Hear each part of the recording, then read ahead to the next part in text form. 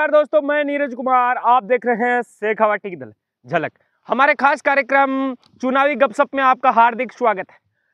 विधानसभा चुनाव खत्म हुए हैं। विधानसभा चुनावों की सरकार का गठन होने के बाद मंत्री बनने मंत्री कौन बनेगा, ये सियासी गलियारों में इनकी चर्चाएं हो रही है। लेकिन इसी बीच लोकसभा चुनावों की चर्चा भी शुरू हो गई है।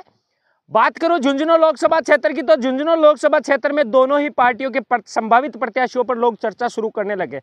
लेकिन भाजपा में प्रत्याशियों की संख्या बढ़ती जा रही है। लगातार नए नए प्रत्याशी सामने आ रहे हैं। बात करूं तो एक लंबी फेरिस्त भाजपा के विधानसभा चुनाव होने के बाद भाजपा के प्रत्याशियों के मैदान में आनी शुरू हो गई है। चर्चा करूं तो वर्तमान सांसद नरेंद्र खीचड़ के साथ पूर्व सांसद संतोष अहलावत, पूर्व विधायक उदयपुर से चुनाव हार चुके शुभकर्ण चौधरी भी लोकसभा चुनाव में भाग्य आजमाने का प्रयास कर रहे हैं।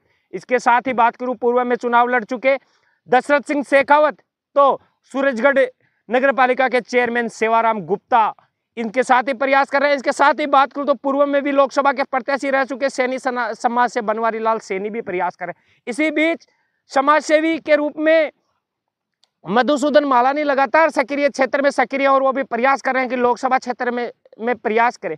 लेकिन इसी बीच जिस तरीके से भाजपा निर्णय कर रही है और भाजपा जिस तरीके का निर्णय कर रही है, उन निर्णयों में देखिए जिस तरीके से भजनलाल शर्मा को मुख्यमंत्री बनाया गया है और जिस तरीके के कार्यकर्ताओं को देखिए उसमें कहीं ना कहीं बात आती है कि भाजपा अपने मूल कार्यकर्ताओं को मौका देने की तरफ लौट रही है।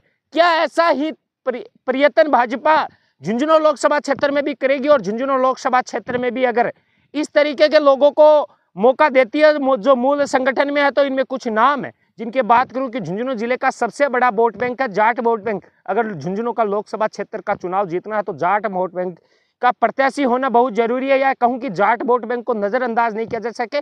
अगर संगठन के मूल कार्यकर्ता की बात करूं तो इसमें कृष्ण कुमार जानू का नाम सबसे आगे।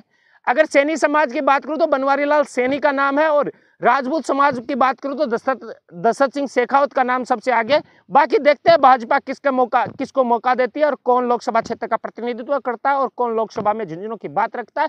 या आने वाले समय में देखेंगे। ऐसे ही किस्से हम आपको सियासी चर्चाओं में आपको बताते रहेंगे, सियासी गपशप के साथ हम आपको बताते रहेंगे। देखते रहे शेखावाटी की झलक।